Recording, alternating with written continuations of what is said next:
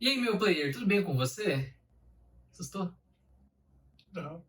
Sejam muito bem-vindos novamente para mais um episódio do nosso lindo podcast. Muito bem-vindo. Hoje iremos causar muita discórdia, porém é necessário, sabe? Porque esse podcast é nosso, não é seu. A gente não tá aqui para agradar ninguém, mas para mostrar as coisas que são importantes para nós. Então, se você esteve aqui na nosso momento de constrangimento, agora você está convidado a ouvir uma coisa que é muito importante pra gente. Bastante. Demais. Que é nada mais, nada menos do que a Nossa Senhora, nossa Mãe Santíssima. E que o bagulho vai ficar louco, porque só pelo fato de a gente falar que a Igreja Católica é certa, o Vasco já veio brigar com a gente. Foi uma briga bem engraçada, inclusive, do meu ponto de vista, porque eu vi o cara, sabe, esperneando. E que o Matheus, ele costuma ser calmo, sabe? Ali ele podia estar um pouquinho bravo, porque, né?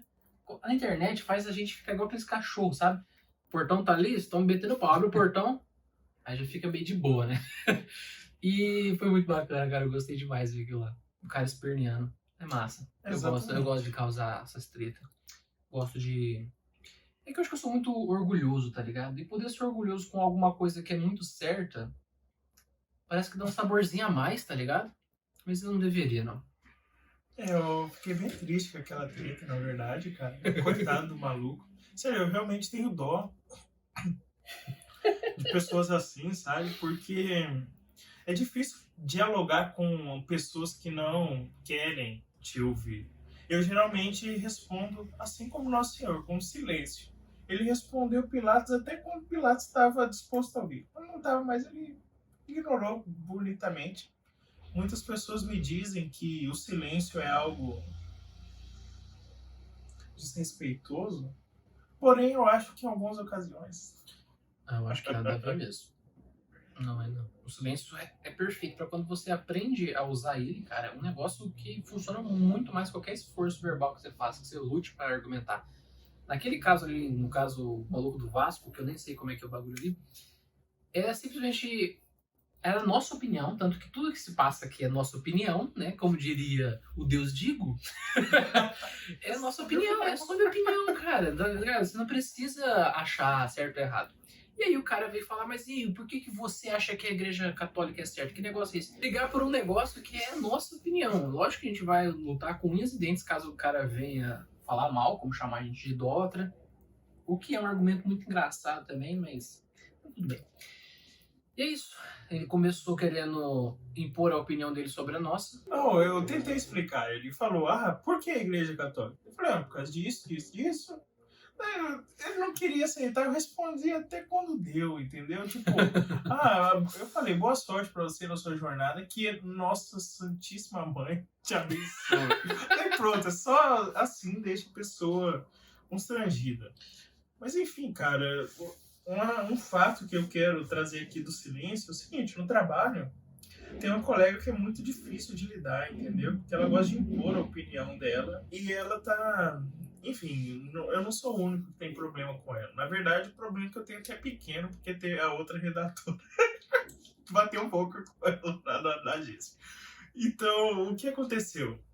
Era dia das mães e eu sugeri um post Hum. de Nossa Senhora do Tô Leite. rindo, não sei porquê. Nossa, do leite, essa não questão, continua. Por que eu escolhi a Nossa Senhora do Leite pro Dia das Mães? Porque é Nossa Senhora amamentando Jesus. Justo. Daí ela falou, não, eu quero pôr Nossa Senhora Aparecida. Daí eu expliquei, não, eu quero que seja Nossa Senhora do Leite, é porque o santuário é de Nossa Senhora Aparecida, entendeu? Daí ela usou isso. Daí eu falei, não, eu quero Nossa Senhora do Leite, porque é, representa melhor a mãe e tudo mais, ela tá amamentando. Ela falou, mas eu acho que devia ser Nossa Senhora Aparecida mesmo assim. Eu respondi com grande silêncio. É perfeito, cara. Quando você encaixa, é perfeito. Você até se sente um pouquinho superior, seu orgulho até bate assim, você fala, caralho, eu consegui ficar quieto. Mas isso foi por mensagem, entendeu? E passou meia hora, ela falou, então eu vou deixar esse que você sugeriu. Daí eu fui compartilhar isso com os meus colegas de trabalho. Eles acharam um absurdo eu não ter respondido, entendeu? Por que será? Porque eles acham que é falta de respeito, é algo desumano você deixar uma pessoa sem resposta. Mas desculpa, eu busco a imitação de Cristo. E olha o tanto de vácuo que Jesus deixou na Bíblia. Cara, porque se você for levar não só pelo ponto de vista de Jesus, mas do seu mesmo, você vê que é um grande desperdício de energia. Você sabe quando não adianta mais bater boca. E gostoso, cara, principalmente quando alguém faz algo que te ofende ou faz uma brincadeirinha que pra ele tá tudo bem, mas se você simplesmente ficar quieto, olhar com um olhar assim de, poxa, você fez merda, e virar o rosto, pronto. Porque o silêncio, ele te mina, cara. É um negócio incrível. A namorada faz isso com muita frequência. Caso ela seja puta, ela olha assim pra você, putz, fiz bem. Caguei. Outro exemplo. Fizeram merda comigo semana passada, me colocaram de volta no grupo, porque eu tinha saído do grupo, escreveram milhões de desculpas, eu só saí de novo. E não, Será que dá um coração? Eu respondi caralho, sério, que bom. Sério? Não, tá certo. Minha vontade era, entendeu? Porque era um momento que eu tava bastante triste, bastante com raiva, porém... Sim. Cara, eu acho que se a gente não há nada que possa ser feito, ou não há nada que deve ser feito, o silêncio cai perfeito. Exatamente, é uma resposta à altura. Sim. Você... Concebi uma ideia agora aqui sobre o silêncio. Que a altura, nesse jeito que você falou, é altura porque nenhuma palavra sua vale a pena em relação àquilo ali. Você tá mostrando pra pessoa que essa discussão, o que ela diz e tudo mais, é meio besta, sabe? Não vale. Não vale um ato. Exato. É altura. Literalmente. Exatamente. Então, gente, galera do serviço que escuta eventualmente esse podcast, peço desculpa, mas às vezes eu não consigo responder senão com silêncio. E é isso aí, pra mim tá tudo bem, porque eu não vou gastar o meu tempo querendo discutir, querendo fazer queda de braço com um trabalho que era pra ser simples, que era pra eu ter a primazia no trabalho, porque tem a hierarquia. Tem isso ainda. É. Que merda, hein? Ela querendo me argumentar, mas beleza. Eu vi que você falou mesmo, eu quero que seja assim. Eu falei, pô, então deve ser o chefe. Não é possível ele querer mesmo me dando ideia. Sim, porque o copywriter é a cabeça da ideia ali. A estratégia toda tem que ser feita segundo a estratégia do copywriter. Exatamente. E aí o roteirista falou, não. E se eu penso... Pra que serve o copywriter? Não, ela sugeriu, eu falei, mas é por causa disso e tem que manter assim. Mas eu não quero. Se vire, então. Não vai ter o resultado que eu queria. Não vai ficar do jeito que eu queria, mas tudo bem. Se fosse numa firma minha, seria assim, tá bom? Ai, velho, que isso é broxante. Enfim, agora que a gente falou sobre coisas aleatórias, eu quero falar com você, ateu e protestante, ou pessoas de outras denominações. Se você quiser o nosso silêncio, basta fechar esse vídeo. É muito simples. Precisa você continuar. não precisa ouvir. Exatamente, mas... quem sabe, né? O que a gente vai falar aqui são coisas que são ditas há mais de 2000 anos pela igreja, nossa igreja. E para começar, eu vou explicar um pouquinho o que é a igreja católica, porque Maria é a mãe da igreja. Então, eu acho bastante necessário. Se você não quiser ouvir, se você quiser xingar no comentário, já xinga aqui, seus idólatras, seus pagões, pode falar. Mas saiba que você está sendo puta de um babaca. No mínimo, né? Se quiserem matar a gente também por causa desse vídeo, seria um bagulho legal também. Não sei, mas tá bom. Mas quem você vai saber se virar sozinho, tenho certeza. Cara, você sabe por que a nossa igreja é chamada católica? Eu não sabia, mas eu não lembro mais por quê. Bom, é porque quando a igreja foi concebida por Cristo, cada bispo, ou seja, cada discípulo, criou uma igreja particular. Então, São Pedro criou uma igreja em Roma, Santiago continuou ali em Jerusalém, São Tomé foi para a Índia, daí teve vários núcleos de igreja. E você vai ver que Paulo fala, vou falar para a igreja de Corinto, vou falar para a igreja tal. Então, cada núcleo, cada diocese, cada bispado era uma igreja particular, e hoje ainda é. A igreja de Maringá é a igreja de Maringá. E o rei, o bispo da igreja de Maringá é o Dom Severino. Então, isso continua até hoje. Logo tem papo com ele, né? Exatamente. Se Deus quiser. Mas existe foi-se necessário ter uma denominação para todas as igrejas. Ou seja, eram igrejas particulares, diferentes, com suas particularidades, porém era necessário um nome que unisse todas elas. Ou seja, a sucessão apostólica, ou a tradição que ocorria. E isso quer dizer católico. É conforme o todo. Ou seja, tem a sua igreja particular e tem o conjunto das igrejas particulares que se chama Igreja Católica. Conforme o todo. Que não exclui nenhum, entendeu? Bravo. Isso. E no meio disso, é legal a gente falar de heresia. Por quê? Quando você faz parte da igreja católica, da igreja que é conforme o todo, e você escolhe uma parte e exclui o resto, você está fazendo uma heresia. E o que é heresia, meu caro player? É você fazer uma escolha. É quando você vai no mercado e tem várias prateleiras e você escolhe um item, você está fazendo uma heresia. Você está escolhendo algo dentro do todo, entendeu? Ah, é? É. Essa é a definição de Essa é a etimologia, entendeu? que legal. É uma escolha. Você está excluindo o resto e pegando uma parte só. Entendi. E por que é interessante a gente falar sobre isso? Porque a partir do momento que você se exclui da igreja que é conforme o todo, da igreja católica, você está sendo herege. Então você, protestante, só é herege para mim, porque você escolheu não fazer parte da igreja fundada por Cristo. Escolheu uns livros da Bíblia também, né? Porque tem Isso. só não, isso aqui. Lutero quase excluiu a carta de São Tiago, porque vai contra a doutrininha dele lá. Isso. Rapaz. Ele falou, não, só a fé salva. Daí tá lá o São Tiago falando, não, vocês precisam de Atos também. Putz, cara, e agora? Enfim, e por que é interessante falar sobre isso?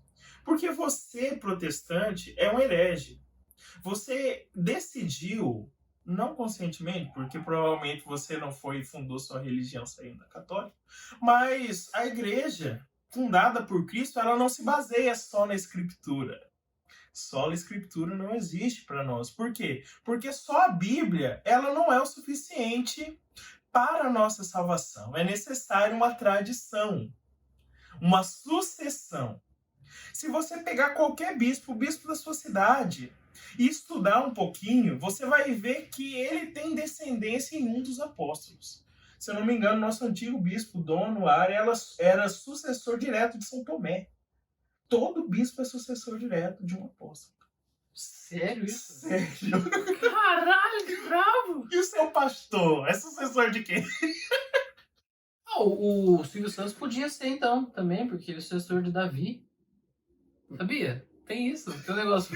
Que doideira, nossa, muito massa. Sabia? Legal, muito legal, né? Aprendendo bastante aqui no episódio de hoje, cara. Deixa eu me contextualizar aqui, porque o Matheus, ele é católico de verdade há um pouco mais tempo que eu. Então ele estudou muito, então por isso que ele vai falar a maior parte aqui, só vou fazer perguntas. Tanto que eu me consagrei faz uma semana. Tá aqui, ó. Evidências, um documento. Olha que lindo. E tudo que ele falar aí, eu vou ter que assinar embaixo, porque eu não sei de nada, ele sabe, porque ele estudou ou não. Continua. Enfim, é isso aí.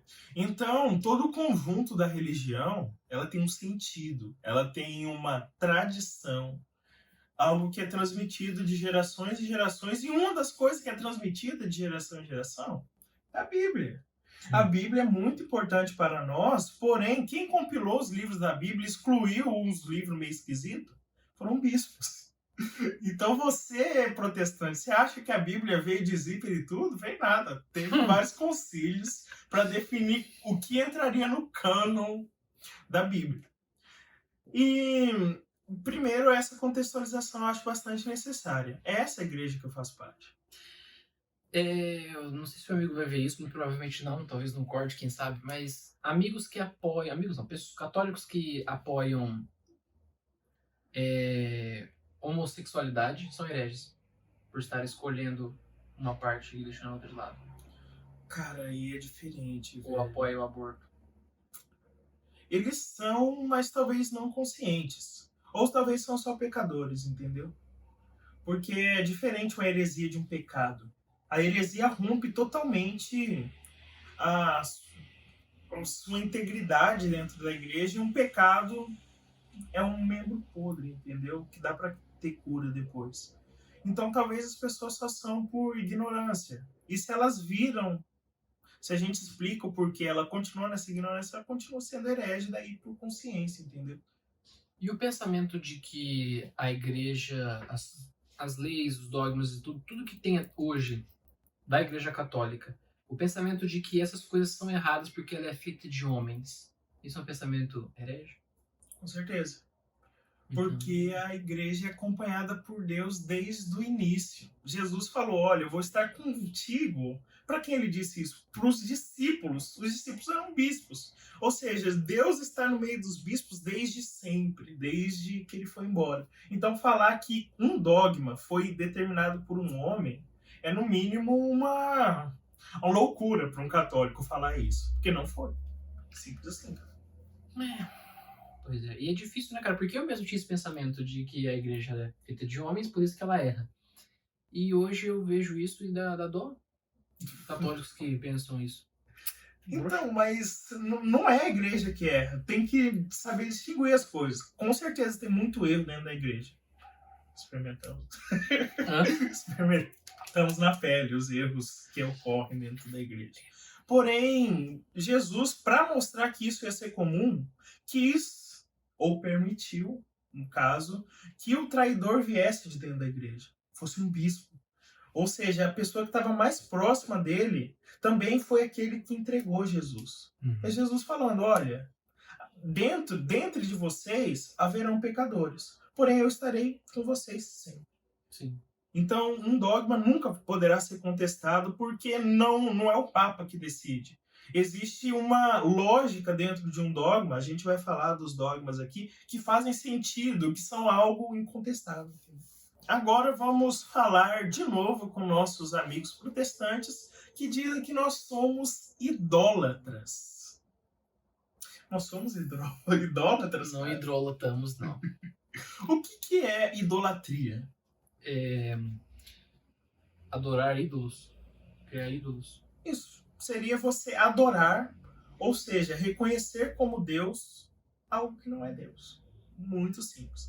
Daí eles veem a gente fazendo imagens dos santos, falam, ó, vocês estão sendo idólatras, porque lá em Êxodo, Deus falou, não farás imagens. Só que eles esquecem que o mesmo Deus que pediu para não fazer imagens, logo depois falou, façam 2 querubins de ouro e coloquem na arca aí. Ué! É foda. Enfim, fazia sentido não fazer imagem. Por quê? Porque Deus não tinha forma. Então, qualquer forma que tentasse ser parecida com Deus seria uma heresia, seria uma idolatria. Porém, Deus se fez homem. E se fazendo homem, ele se fez imagem. E se fazendo imagem, a gente pode representar Jesus de várias formas. E se vocês pegarem o que Paulo falou, não sou eu que vivo, mas Cristo que vive em mim, e a gente acredita que Deus vive nos santos.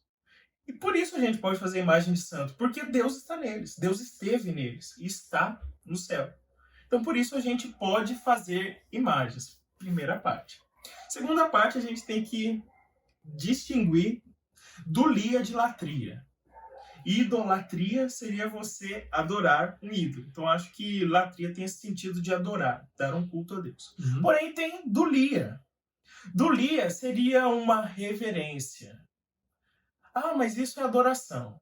É adoração, meu caro. Então quando você cumprimenta sua mãe, reconhecendo que ela você deve respeito a ela, você está adorando. Se você chega no seu pastor e pede para ele fazer uma oração para você e agradece depois, você está o adorando. Porque é exatamente isso que a gente faz com os santos. A gente reconhece que ele tem uma certa importância dentro da igreja, que eles estão do lado de Deus, nos ouvindo. A gente já chega lá. E por isso a gente pode fazer imagens, assim como você tem fotos na sua casa, no seu Instagram. A gente pode fazer imagens de estátua mesmo, é estátua. Igual, sei lá, tem nas praças das cidades figuras históricas. Os santos são nossas referências históricas e por isso a gente tem imagens dele. E a gente pode pedir oração para que eles rezem por nós a Deus, assim como você pede para o seu pastor aí, para, sei lá, a moça da sua igreja, a gente faz isso também, porque existe um sentido nisso. Dentro da dulia, existe a hiperdulia. E é aí que o negócio começa a pegar fogo, cara. Porque o respeito que a gente tem aos santos é diferente com Nossa Senhora. Por quê? Porque ela é mãe de Deus. E, cara, isso já resume tanta coisa, né? É impressionante que eles reconhecem Jesus como Deus. Eu não sei se eles fazem isso, provavelmente não, por causa, né? Não tem nem cruz lá. Alguns, outros não. Aí, então, aí é foda, continua. Terminou tudo. Enfim. Então, a hiperdulia que a gente tem com a mãe de Deus. Ou seja, por ela ser mãe de Deus, ela é mãe de Jesus. E Jesus é o quê? A gente já explica isso melhor aqui quando for falar dos dogmas. Mas a gente deve um respeito maior a Maria, porque ela é a mãe de nosso Senhor Jesus Cristo. Você contestou isso alguma vez na sua não conversão, cara? Qual? Que Maria era mãe de Deus. Eu contestei. Eu contestava muito o fato de... o medo de ter que recorrer a ela e acabar deixando Deus de lado. Mas só o tratado já me deixou bem confortável com isso, cara. É incrível. Eu acho que se um evangélico pegasse o tratado e lesse, ele começaria a ter uma pontada assim de, pô, será que é tão errado? Será que Maria não era mesmo tudo que estão falando? Eu acho que, cara, é incrível. Eu leio assim e fico, porra, cara, que massa, faz todo sentido, sabe? Tem muita lógica nisso. Tanto que eu perdi meu tratado. Eu não duvido nada que tenha sido alguma divina providência pra alguém pegar e ler depois. Eu perdi no shopping, eu tava lendo ele. Eu tive a capacidade de perder ele, lendo. Eu tava lendo, aí chegou a comida. Comi e fui embora. Cara, que E o tratado, legal, ele é colorido velho. pra caramba, velho. É uma tala desse tamanho assim. E eu tenho certeza que alguém pegou, que aquilo lá foi pra alguém. Com certeza, só saberemos no fim do mundo. Porque foi muito bom, cara. Foi incrível. Quando você lê, ele deixa muito claro. Eu sou uma merda com verbalização de sentimentos. Então, é incrível. Você leia que você vai sentir que Maria é muito massa. Mas tem um sentido de eles odiarem ou terem um repulso tão grande por Maria. Sabe por quê? Porque sendo mãe de Jesus, ela também é mãe da igreja. Não existe você ter um respeito à Nossa Senhora sem reconhecer que ela está na igreja católica. Qual é o maior símbolo depois de Jesus da igreja católica? É a Virgem Maria. Tercinho. Exatamente. Todo mundo tem um amor muito grande por ela. Então, se os pastores ou as outras denominações protestantes começassem a acolher mais Nossa Senhora, eles iam estar se catolicizando, entendeu? Ele tá voltando às origens, às raízes. E daí isso não é interessante, né? Então vamos falar que era uma mulher qualquer e tudo mais. Falar que ela teve outros filhos. Falar que Jesus foi filho de José, literalmente. Daí é demais. Cara, é bizarro. Não é possível, velho. Não é possível. É muito impossível nesse mundo. Ai, Senhor. Tá, agora a gente vai falar de dogma. O que é um dogma? É uma verdade de fé? Exatamente. E isso é muito pesado, sabe por quê? Porque... Tá foda. Porque quando você fala que algo é uma verdade, é tipo falar que 1 mais 1 é igual a 2. Entendeu? Não adianta você espernear, senhor Vasco, que a realidade não vai mudar na sua vontade, entendeu? Então, quando a igreja proclama um dogma, poucas vezes aconteceu isso por causa disso. São quantos dogmas que tem? Se não me engano, são 15. E 4 são marianos. Então, é algo que é necessário. E outra coisa, a igreja não tira o dogma de lugar nenhum, cria. Todos os dogmas que eu vou citar já fazia parte da igreja, porém demorou um tempinho para a igreja perceber que aquilo era um dogma, entendeu? É nesse sentido. Então vamos lá. Ou seja, agora eu vou falar sobre verdades sobre Maria. São coisas sobre a Virgem Maria que não se dá para contestar. E junto com os argumentos, o dogma, eu vou trazer alguns argumentos que eu tenho, tem muito mais para justificá-los, que eu acho bastante importante. Justo. Primeiro dogma proclamado, eu acho que é interessante esse, que é a da Theotokos. O que é Theotokos em grego? É aquela que pariu Deus. O que aconteceu? Em uma certa aldeia da Igreja Oriental, as pessoas começaram a chamar Maria de Mãe de Deus. Isso causou uma confusão em um bispo, que eu não lembro, acho que era o Ário, que começou a falar, tá, mas ela é mãe de Jesus, não é mãe de Deus. Como alguém pode ser mãe de Deus? Daí começou a heresia do arianismo. E o dogma da mãe de Deus foi para resolver isso. E vamos lá, cara, Maria é mãe de Deus. Por que ela não seria? Tenta se colocar no lugar de um protestante. Eu acho que o protestante diria que é complicado, né, cara? Porque tá na Bíblia, os caras da Bíblia ainda se conseguem duvidar que o anjo não falou o que falou e. Poxa, é impressionante. Eu não sei, cara, como é que entra na cabeça. Eu não sei nem como eles conseguem não acreditar na existência e do poder de Maria com tanta aparição em público, tá ligado?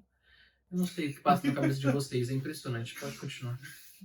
Não, mas o argumento mais plausível, cara, é que eles confundem Jesus com Deus Pai. Óbvio que Maria não é mãe de Deus Pai.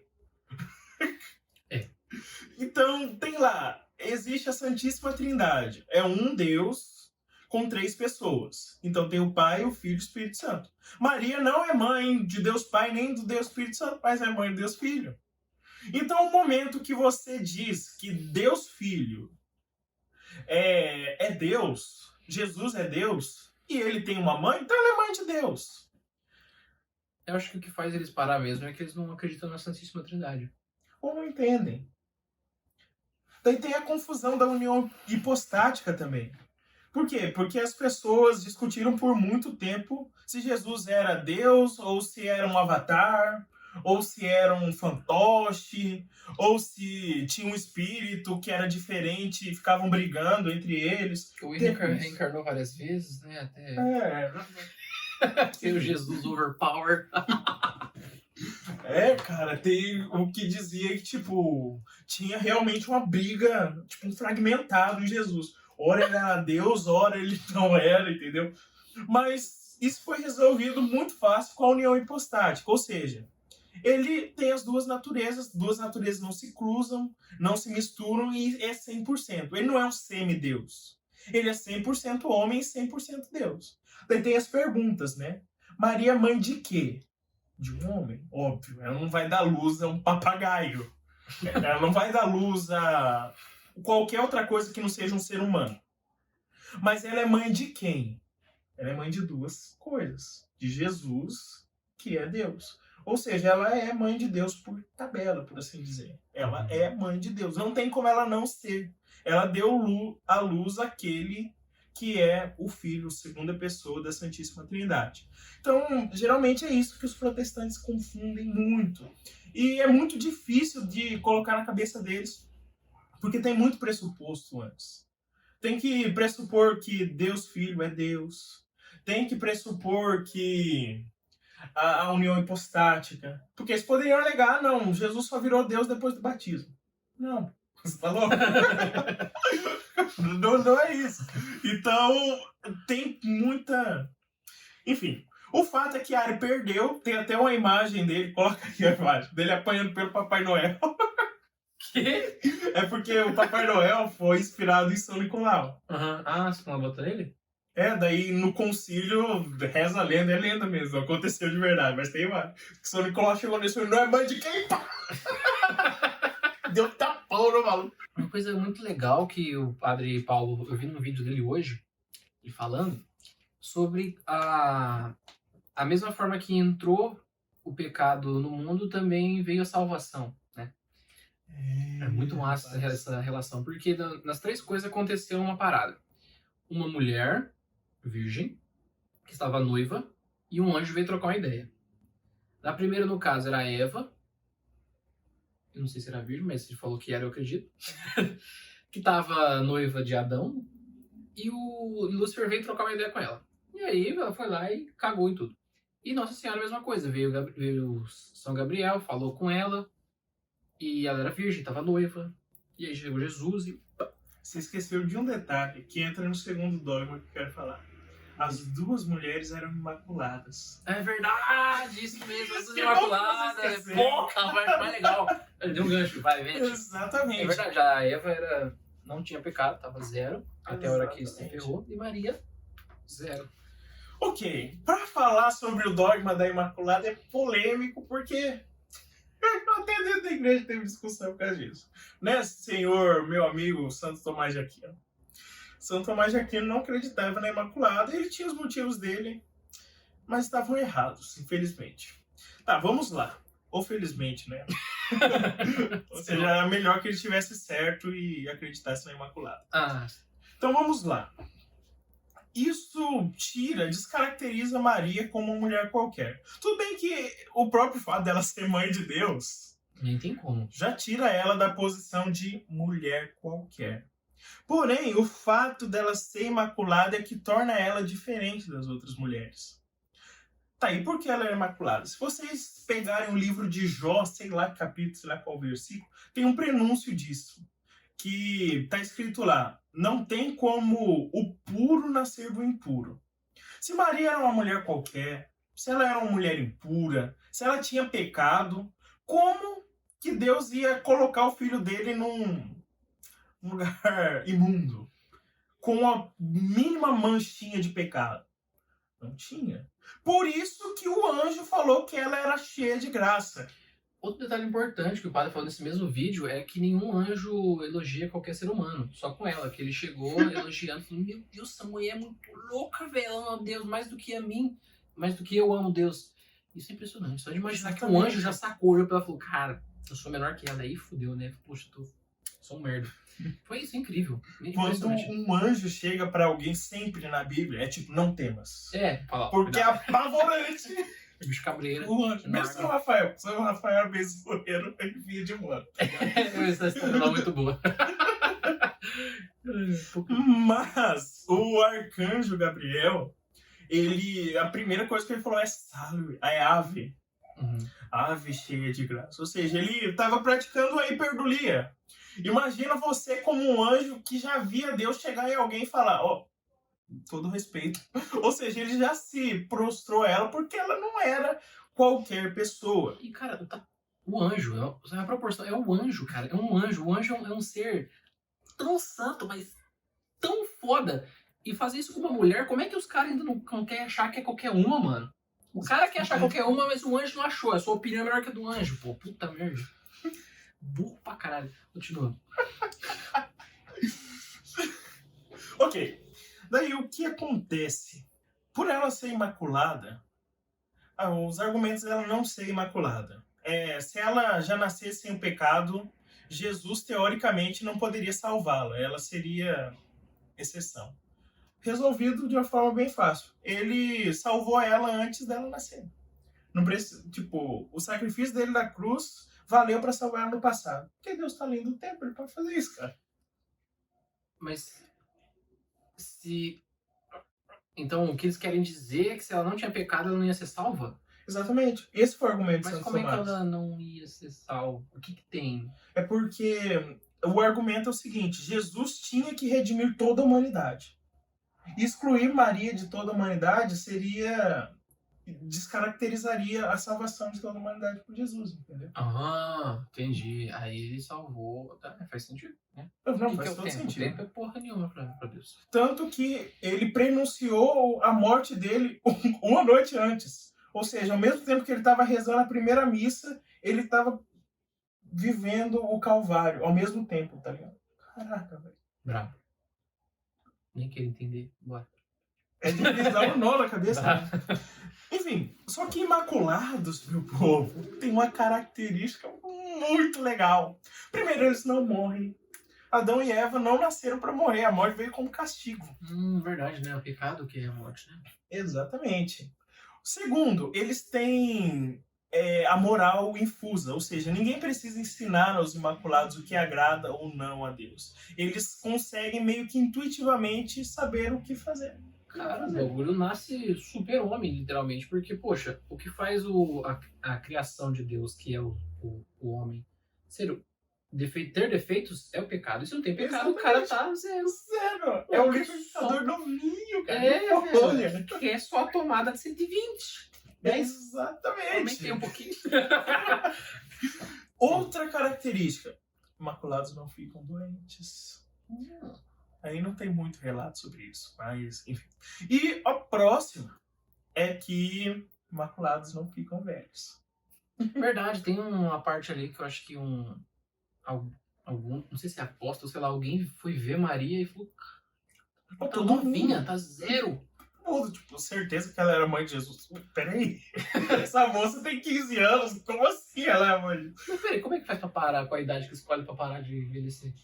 Provavelmente é no auge, tipo uns 20 anos por aí. Ou 30, né? Jesus foi com 30. Sei lá. A partir do momento que começa a nascer as rugas. Mas para, não, sem ruga. Exatamente. Então, Maria tinha todas essas características. As pessoas que conviviam com ela achavam impressionante que ela não ficava velha.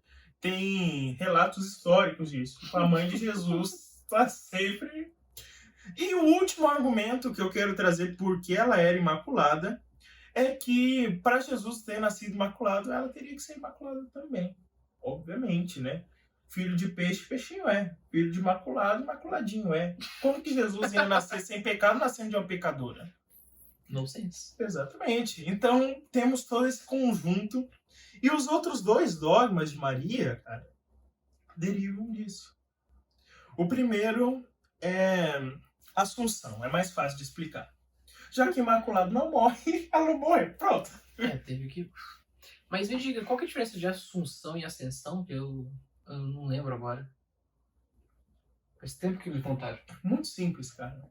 A ascensão, Jesus subiu por si só. Ele subiu sozinho, entendeu? Ninguém teve que levar ela. Ele. Já na Assunção, ela foi levada aos anjos. Você vê qualquer quadro, imagem, tá sempre um anjinho na nuvem levando ela. Ela não tinha as moral de sair voando. Exatamente. Então elas apareceram os anjos atrás dela? Porque ela tá... mas quando ela foi coroada rainha do céu e da terra, aí já mudou alguma coisa? Não sei, cara. Porque no céu eu acho que é de novo que é outro. É que ela foi... Não interessa, não. Outra coisa legal disso é que o céu certamente é um lugar físico. Porque tem 2 corpos lá no mínimo. Faz sentido. Não só 2, né? Tem Moisés. Não, é porque quando Jesus ressuscitou, um monte de gente ressuscitou com ele e acendeu com ele. Tanto que a teoria diz que São José foi um desses, que foi junto. E também tem o fato que vai ressuscitar todo mundo aqui, né? Exatamente. Então o céu tem que ser um lugar físico, um lugar... Só que aí nasce brabo, né, velho? Imagina se for pro inferno, que bosta. Morri pegado mortal. Nossa, a pior derrota da minha vida. Puta que pariu. Só que uma missão, cara. Nossa, você vê que eu tô morrendo, eu tô jogando meu carro, eu vou ficar em desespero, velho. Eu vou ficar desesperado, eu tô em choque. Imagina que bosta, velho. Você tá ali todo dia lutando contra o pecado. Toma. Que isso não aconteça. Amém. Porém, a Assunção tem suas controvérsias. Tem. A única coisa que é dogma da Assunção é que ela está de corpo e alma no céu. Porém, os orientais defendem que ela sim morreu, ressuscitou e foi ao céu. Por quê? Porque ela queria passar pelo mesmo processo que Jesus. Ou seja, eles defendem que ela morreu, não sofreu corrupção no corpo, mas teve a experiência da morte e depois foi ressuscitada e levada aos céus. E a opinião mais unânime aqui no Ocidente é que isso não aconteceu, ela só dormiu, ela ficou lá nanando, e daí isso. E a crônica da testemunha da Assunção é impressionante, porque ela teve um velório todo certinho e um discípulo não conseguiu vir no velório. Ele falou, por favor, deixa eu ver a mãe do meu senhor mais uma vez. E abriram o caixão, só tinha pétalas de rosa lá. Ou seja, tchau, tchau, mãe de Deus, não tá mais entre nós. Muita treta. Demais. Complexo. E agora, que eu acho um pouquinho mais polêmico, difícil de explicar, tem vários argumentos também, que é a virgindade perpétua. Ah, porque Maria teve mais filhos depois que casou com José. Ah, porque ela pecou sim, ela teve ato sexual com José, ela sangrou. É doideira você tá vendo a novela lá, aquela pior novela que eu acho que a Record fez. Aquela de Jesus, acho que é o nome mesmo. Eu lembro até da abertura, começa Jesus! Tá, aí começa. É muito boa, só que você vê a Maria cuidando de um monte de piazada lá, e o Jesus atua mal pra caralho, e o ator é uma bosta. Que novela merda. É triste, velho. Jesus! É Jesus Jesus! negando. Ah, não, velho, não. É muito bosta.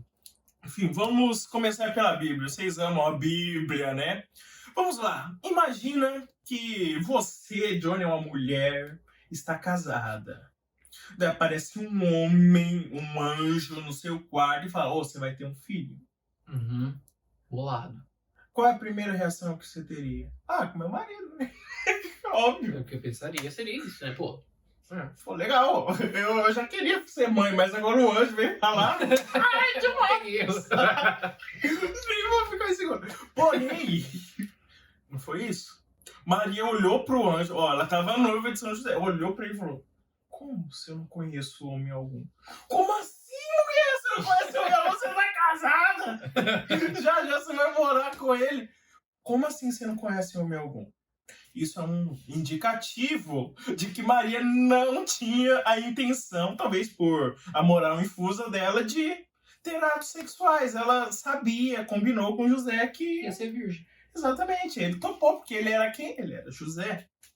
Brabão.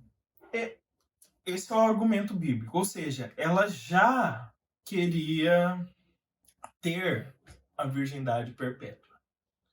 Certo. Ah, mas depois que Jesus nasceu, ela teve mais filhos, porque falam os irmãos de Jesus, e São Tiago está escrito que é um dos irmãos de de Jesus. Porém, esse mesmo Tiago fala que ele é dono... Ele é filho de Alfeu. Tem 2 Tiagos discípulos, o filho de Zebedeu e o filho de Alfeu. Zebedeu é pai de João também, então não é irmão de Jesus, de acordo. Mas, sabe, São José não se chamava Alfeu. Era o apelido do boteco. Alfeu. Não, José e Alfeu são 2 nomes diferentes. Ou seja, ela era... São Tiago era filho de outra pessoa, talvez parente de Jesus, porque não existia denominação de primo no Antigo Testamento. Todo mundo era irmão de todo mundo. Uma coisa que, me corrija se eu estiver errado, não é estranho pra mim o fato de eu ter lido na Bíblia algo falando que sobre isso, sabe? Sobre a questão de não ter irmão, de Jesus não ter irmão. Não é estranho. Eu acho que foi um dos evangelhos que eu li, que foi, sei lá, ou a carta de... Alguma carta. Eu li alguma coisa desse tipo, depois eu vou ver. Tem outro indicativo também. Se vocês pegarem o evangelho de João, que junto com Lucas é os mais marianos da Bíblia, você vai ver que Jesus, na cruz, chega para João, discípulo, e fala: "Olha, essa aí é sua mãe."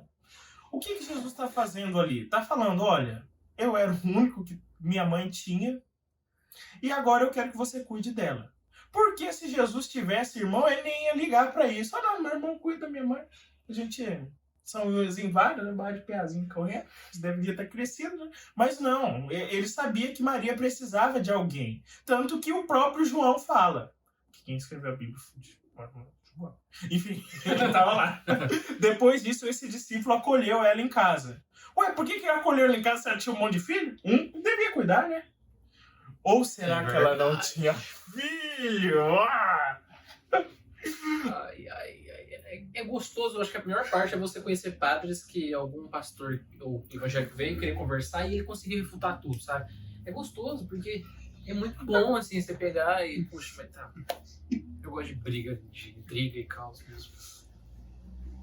Enfim.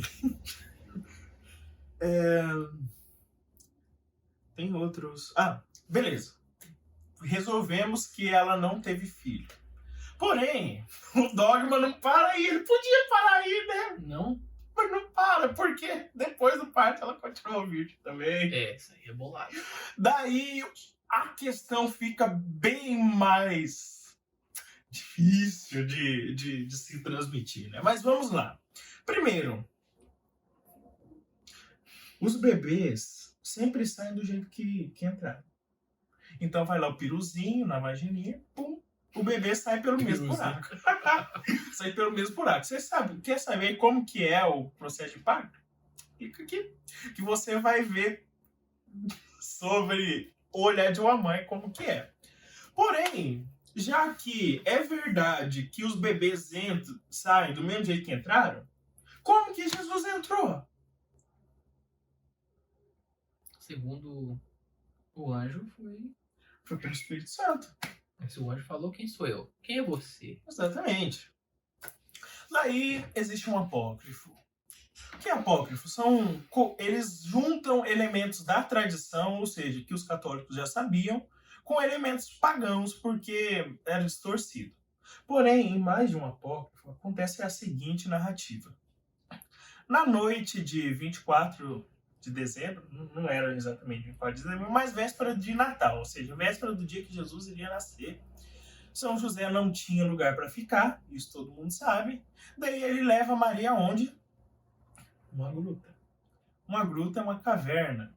Tanto que, abrindo parênteses, Chesterton nos lembra que a humanidade iniciou numa caverna e a salvação veio por nós por meio de uma caverna e ressuscitou de onde? De uma caverna também.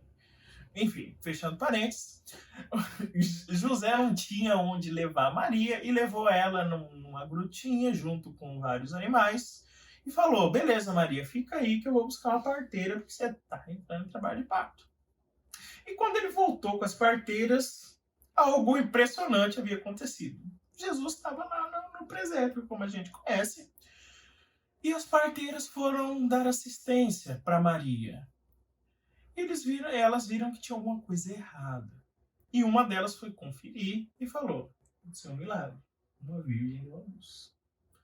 Esse é o relato da nosso parto por um apócrifo, daí ninguém é obrigado a acreditar, porém eu acho bastante razoável isso. Tanto que sempre tem Maria numa gruta e tudo mais, tem essa tradição na igreja há muito tempo. E como Jesus nasceu então?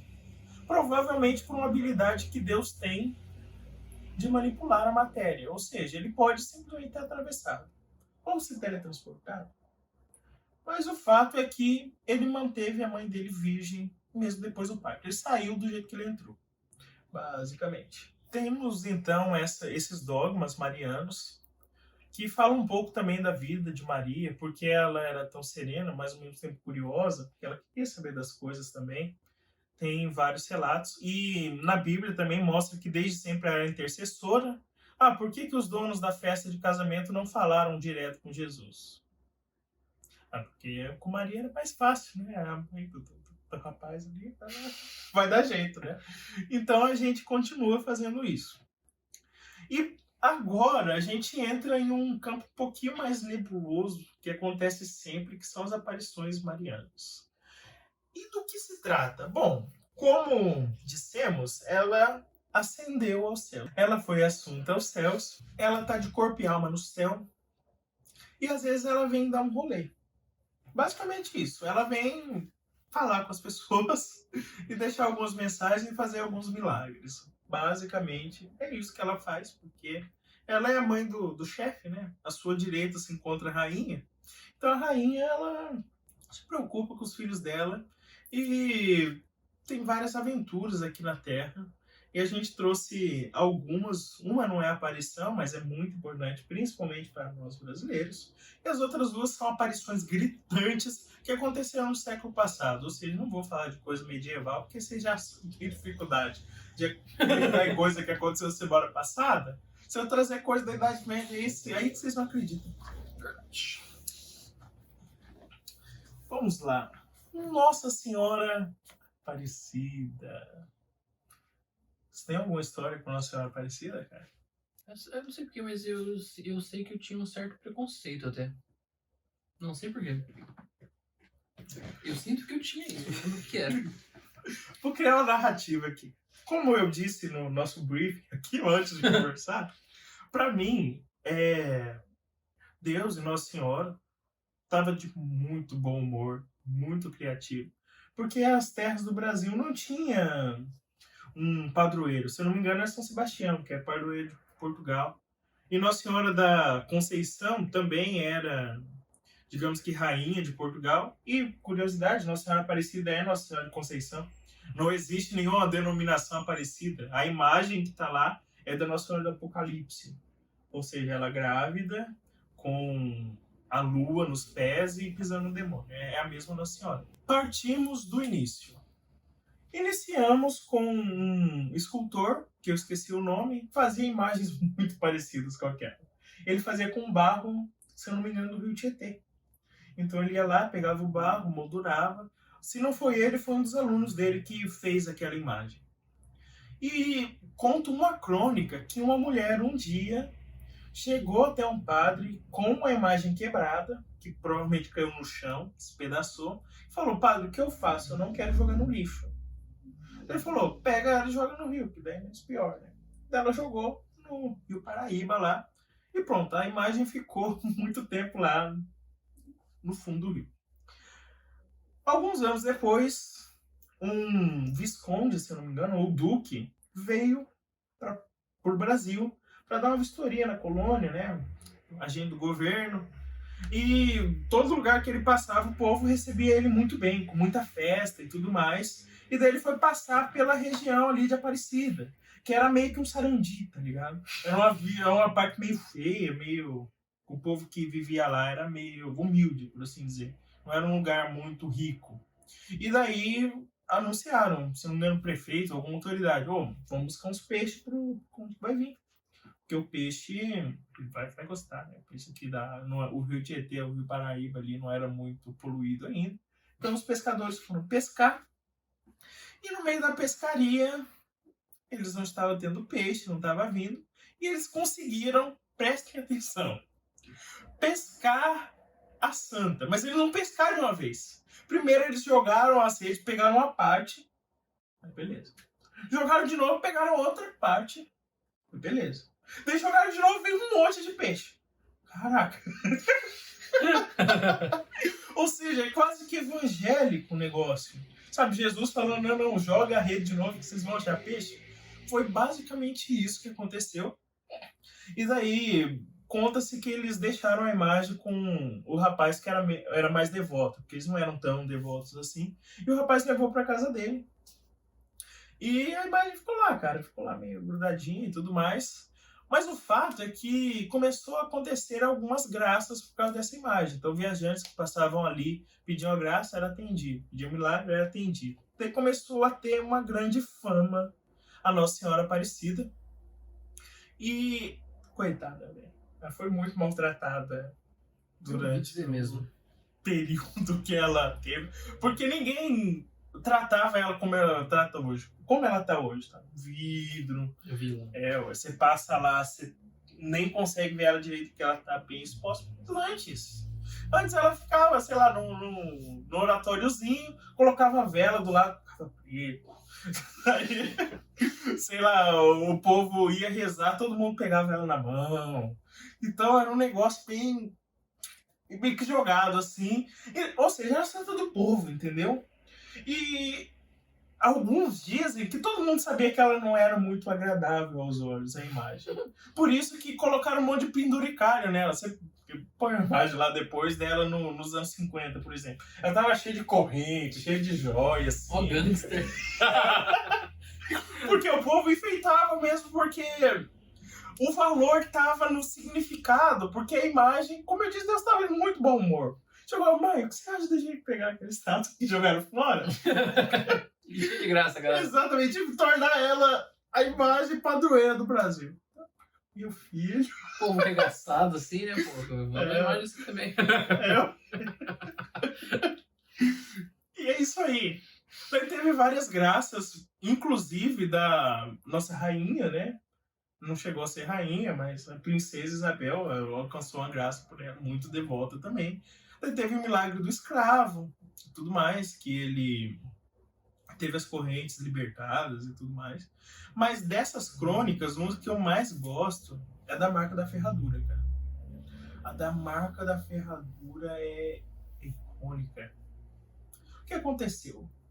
Será que eu posso falar rimando, cara? Vai ficar feio. Boa pergunta, mas é. Vou contar o que aconteceu com um rico fazendeiro. Um homem sem religião, o seu Deus era o dinheiro. Foi assim que ele disse no meio dos companheiros. Na Aparecida do Norte, que é a terra do Romeiro, na igreja entra a cavalo nesse meu burrão ligeiro. Quem quiser fazer uma aposta, tem muito mil cruzeiro. Ele teve uma resposta de um homem ali do meio, um velhinho bem devoto que lhe deu esse conselho. Na Aparecida do Norte, nós devemos ir de joelho. E o coitado do velhinho, ele já surrou de rei. Eu vou mostrar para você que de nada eu receio. Saiu daqui no meu burro e só no altar eu apeio. Depois de dias de viagem, na Aparecida chegou. Era de manhã cedinho quando a missa começou. Chegando no pé da escada, seu burrão a refugou e sua espora sangradeira sem piedade funcionou. O burro foi judiado, mas na igreja não entrou. Eu sei que o burro caiu em cima dele e morreu. Foi isso que aconteceu no final. Caralho, que burro pesado. Só que, além disso, ficou a marca da ferradura no burro. Do burro No chão. no chão. E tá no Museu de Aparecida. Tem a imagem. Tem a memória histórica lá. Era tipo paralelepípedo, tá ligado? E tá lá a marca da ferradura no paralelepípedo. Ou seja, o burro fez tanta força ali. Não vou entrar, você não vai desonrar minha mãe. Como é que ele fez? Nossa, tipo, como é que ele faz força pra marcar o chão? Pois é. Você imaginar um bicho parado conseguir marcar o chão. Brabo, hein? Bravo demais, cara. Tá, daí tem uma história muito triste depois. Só que veio pra ver. Antes tinha a igreja antiga, você já foi? Antiga. Não. Foram duas catedrais que Aparecida. Sei qual é. Sim, tinha essa nova que é românica e tinha uma barroca também. Bem Na bonito. barroca, bem bonita. Teve um dia que tava tendo uma missa e chegou um cara meio doido das ideias. Tava tendo a missa de boa, ele foi na frente, quebrou o vidro onde ficava a santa, abriu um buraco. Ele puxou uma, duas, a terceira, quebrou de novo a santa. E a cabeça dela despedaçou. Parte dos fiéis foram lá pegar uma parte, né? Que é óbvio. Um pedaço da cabeça de Nossa Aparecida, eu quero pra mim. Só que o resto conseguiram salvar. Foi para um especialista analisar. Isso quase 300 anos depois de acharem ela. E é engraçado, tem um livro também, é muito legal a história, que mostra que, tipo, ela foi ajudada quase que divinamente. Ela dizia que quando ia encaixar uma parte com a outra, era meio que um imã, tipo, ligava. E eles aproveitaram para fazer estudo. E realmente, a imagem tinha ficado muito tempo no rio, mostra lá no estudo, sei lá, cientista aí. E muita fuligem também de vela. Depois disso, quando Nossa Senhora foi voltar para Aparecida, ela voltou como heroína do Brasil pelo Corpo de Bombeiros. Ou seja, teve um desfile. Posso ter mais desfile? Teve um desfile que ela foi reconhecida como rainha do Brasil. Se você discorda disso, desculpe. A próxima é sobre Fátima. A história de Nossa Senhora de Fátima, cara. Nossa Senhora de Fátima, tava assim, 3 crianças lá fazendo uns bagulho, e ele tá, pega uma Nossa Senhora, aí começa o pau quebrar, ninguém acredita na menina, aí fala, mas é verdade, mas não é mentira, você tá louca, Ana. Mas aí chega lá no caralho, o sol, uau, acabou. Então, essa história tem muitos nuances, cara. Primeiro que antes de Nossa Senhora de Fátima aparecer, apareceram o anjo de Portugal para eles. Teve isso. Tem um anjo de um país? Cara, vai entender, né? Eu não sei como funciona muito bem, mas tinha um anjo que era de Portugal. Ele fala português, deve ser por isso que eles usam. Ele fala, você acha aí? E sabe o que o anjo de Portugal fez, cara? Deu primeiro a Eucaristia para as crianças. Rapaz, aí, boa, hein? Poxa. Ou seja, tem uma preparação antes. Faz sentido. Vai aparecer o Nossa Senhora em Fátima. O curioso é que ela usava roupas típicas portuguesas, ou seja, ela usava meia calça, usava uma saia midi. Porém, quando as crianças relataram essa aparição de Fátima, o cara que foi pintar falou, não pode ser. Tô tirando.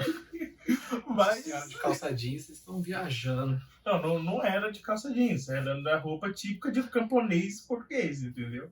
De calça jeans é humilhante, cara. Não façam isso. Não faço isso. Porque tem imagem que fizeram também de Nossa Senhora de calça jeans. É verdade.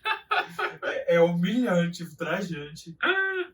Sim, Nossa Senhora de Fátima veio com uma roupa de camponesa portuguesa, ou seja, com saia midi e com meia calça, enfim.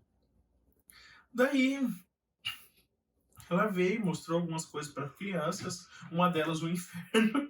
Oxe. Teve isso, as criancinhas viram o inferno, mas eles começaram a ser Ela, né? perseguidos. Ela mesmo. Aí, Na verdade, não, cara, é Nossa Senhora do Rosário.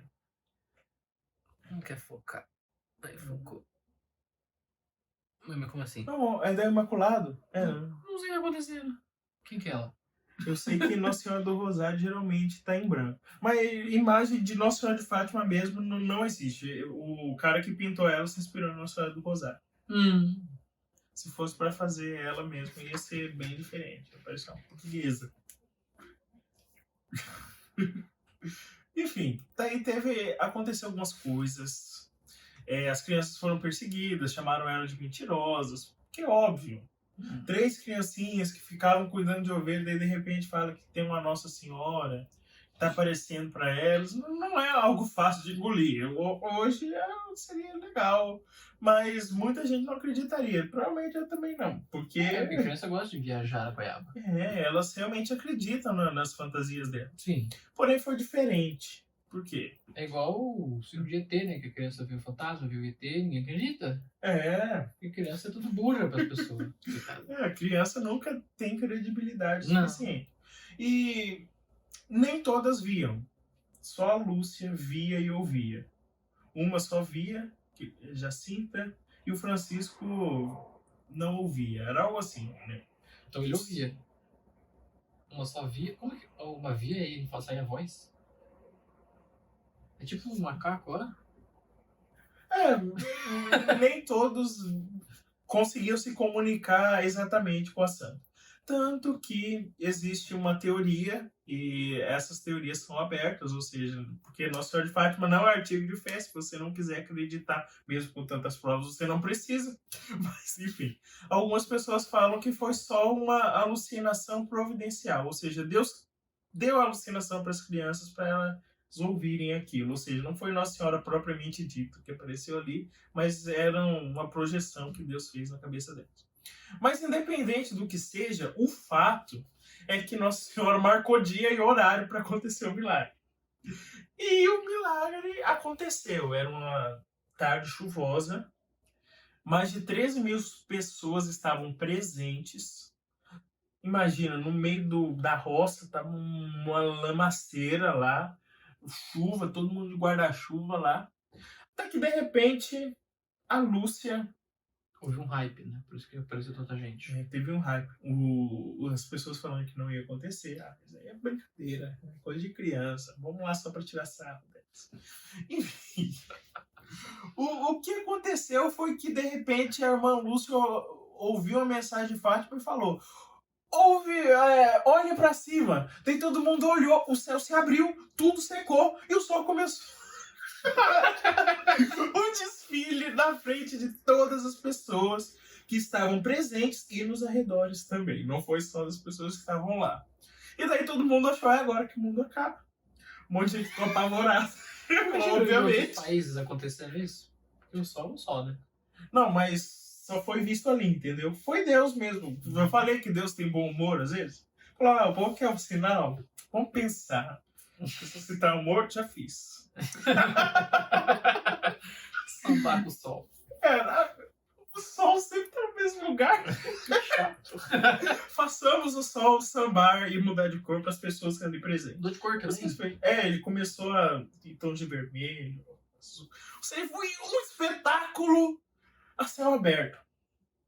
Daí não tem como ser histeria coletiva, não tem como ser alucinação coletiva, porque foram 13 mil pessoas que viram. É muito coletivo. Tem que ser um hipnólogo muito bom mesmo para hipnotizar tanta gente. Pessoas que nem estavam crendo que ia acontecer isso. Geralmente, Nossa Senhora aparece para trazer uma mensagem de esperança e uma nova devoção. Por exemplo, aqui ela prenunciou a devoção ao Imaculado Coração de Maria e o Sagrado Coração de Jesus. Sempre ela vem para somar, ou para trazer o rosário, igual ela fez com São Domingos, não, se não me engano, São Domingos. E o rosário é tipo um breviário para os pobres, entendeu?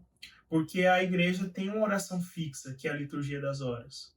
Então, principalmente os monges, os padres, são obrigados a rezar em momentos específicos.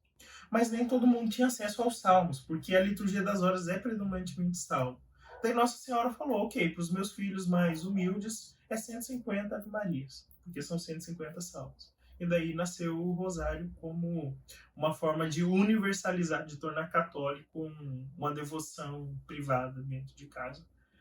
Mas enfim, Fátima foi isso. Os recadinhos que Nossa Senhora de Fátima trouxe foi sobre o Imaculado Coração dela, que triunfará, e ela também falou muito mal da Rússia. Por quê? Porque o comunismo... Ih, vamos ofender a classe política.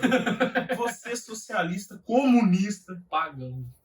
Você odeia a religião e por isso Nossa Senhora veio falar que vocês, ó, pescado, rapaz. E é isso aí. E ela deixou 3 segredos também. A igreja só deixou revelar 2, porque o terceiro é meio controverso, sabe?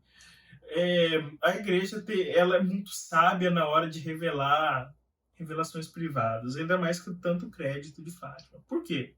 Porque a irmã Lúcia só escreveu os mistérios bem tempo depois. E o terceiro mistério realmente é meio esquisito, sabe? Ela fala sobre crise dentro da igreja, que tem algumas aparições que falam que Roma perderá a fé, que claramente é contra os dogmas da igreja. Então, por isso, nem toda a aparição tem todo o crédito assim, porque às vezes viaja, né? E a última aparição que eu trouxe para vocês é a que tem foto. Coloca a foto aí. Tá vendo essa foto aqui? Então, é Nossa Senhora. Foi fotografada e filmada muitas e muitas vezes, porque ela não apareceu só para criancinhas, ela apareceu para quem quisesse ver. Quem quisesse ir para Zeytun, lá na década de 60, poderia testemunhar Nossa Senhora aparecendo, curando e se mexendo lá, fazendo, sei lá, fazendo o que ela tem para fazer, que é visitar os filhos dela. E Zeytun também tem a ver com comunismo, cara. O século XX só aparição sobre o comunismo, olha que beleza. Por quê? Porque Zeytun é uma cidade muito significativa para Nossa Senhora. Nossa Senhora fugiu do Egito. Fugiu pro Egito, né? Porque Herodes queria matar todas as criancinhas.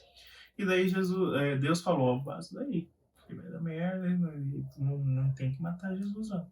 E daí eles foram pro Egito, e uma das cidades que eles ficaram hospedados por mais tempo foi a cidade de Zeytun. Por isso, Nossa Senhora tinha uma fé, um apego maior para essa cidade. E o que aconteceu lá? O comunismo chegou no Egito. Nossa Senhora, como sempre, falou: gente, esse negócio de comunismo não dá certo, você mata as pessoas. Faz o seguinte, faz uma capelinha aqui que eu vou aparecer um dia desse para dar um salve para vocês.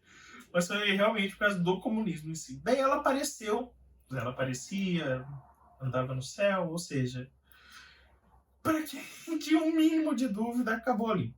Mas uma curiosidade é que a igreja de Zeytun não está em plena união com a igreja de Roma. Você sabia disso?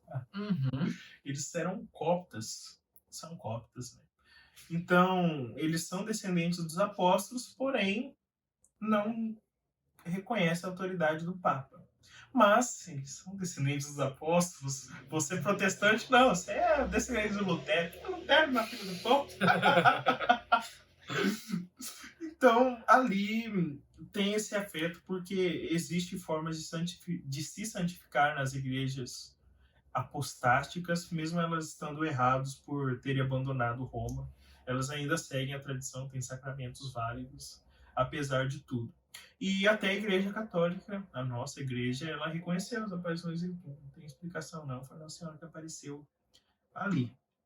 Lembrei de outro milagre, esse é mais escandaloso. Loreto. Já ouviu falar de Loreto? Acho que não. Aconteceu, se eu não me engano, no século XV, XI, entre 11 e 15, quando os muçulmanos estavam invadindo a Cidade Santa, tinha a casa de Jesus na Cidade Santa. A casa de Jesus ficava lá e tudo mais. E Deus, provavelmente Nossa Senhora também falou: minha casa, o que esses malucos vão fazer na minha casa? Senhor, tira minha casa de lá, por favor. Aí ele voou pra montanha? Nada, ele levou em 2 lugares diferentes.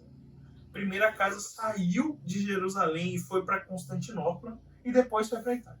E tá lá na Itália, a casa. Ninguém sabe explicar absolutamente nada de como que aquela casa foi aparecer lá, mas a casa tá lá, cara. Dá para você ver a casa da Sagrada Família em Loreto. Dizem que até Nossa Senhora recebeu a revelação do anjo lá. Demais, né? Vai explicar Bravo. isso. Tudo bem, a igreja pode ter manipulado algumas coisas de acordo com vocês, mas levar uma casa inteira de pedra de um lugar para o outro. Oh, você viu a sincronia? Eu fiz assim, apareceu uma notificação. Uma coisa legal que aconteceu comigo, assim, eu acho que foi uma grande coincidência, mas eu até fiquei emocionado. Tava bem triste por causa da. Porque, sabe, enquanto você tá produzindo e nada não rende tantas coisas grandes, né? Os passos aos poucos, aí eu fico meio em choque, tô na fila em sombra da idade e tudo mais. Aí eu tava lá mó bad comendo assim, falando, puxa, que bosta, né? Mas me ajuda. Aí eu comecei a rezar pra me manter a constância de, né, não desistir e tudo mais. Aí na hora que eu acabei de pedir ajuda, um amigo meu falou, nossa, velho, vocês estão mandando bem demais, sei o quê. Eu falei, olha! Caraca, você acha mesmo que é coincidência? Acho Acho que não. Foi bem bacana, cara. E o cara ele nunca tinha comentado nada sobre os negócios. Então aí eu falei, olha que rápido, né? Aí eu fiquei feliz. Aí passou. Respostas imediatas. Muito bom. Eu lembrei o nome da aparição controversa, que é de Anhanguera. Daquela faculdade lá?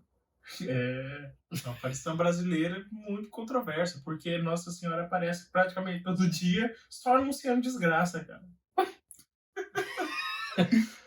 Tem um pensamento, cara, que eu acho bastante interessante, de que não faz muito sentido algumas aparições ou mensagens ser tristes, sabe? Tem uns que falam que Nossa Senhora chora. Velho, ela tá no céu. Por que ela vai chorar, velho? Não faz o menor sentido. Não, eu tô chorando pela terra. Você tá com Deus? Pra que você vai chorar? Não cabe, sabe? Porque existem muitos católicos que só são ingênuos, porque as aparições, por exemplo, essas que a gente falou, são muito, mas muito gritantes, são milagres enormes. A gente pode citar Lourdes também, tem muita coisa que aconteceu. Lourdes, tipo, criou uma piscina que a maioria das pessoas que entram lá sai curada, tá ligado? Dia a dia lá. Chega lá, tem um monte de cadeira de roda. Por que isso? Ficou curado pra andar. Rapaz, que legal. Eu vou sentar no ônibus e começar a andar, que eu sempre quis andar de cadeira de rodas. Entender a mecânica de girar pros ladinhos. Cara, eu acho muito prático, porque você anda sentado, né? Não, nossa, muito bom. Quando é uma descida, assim, acho que é legal. Quando você pode levantar quando você quiser, deve ser ótimo. Desculpa, cadeira.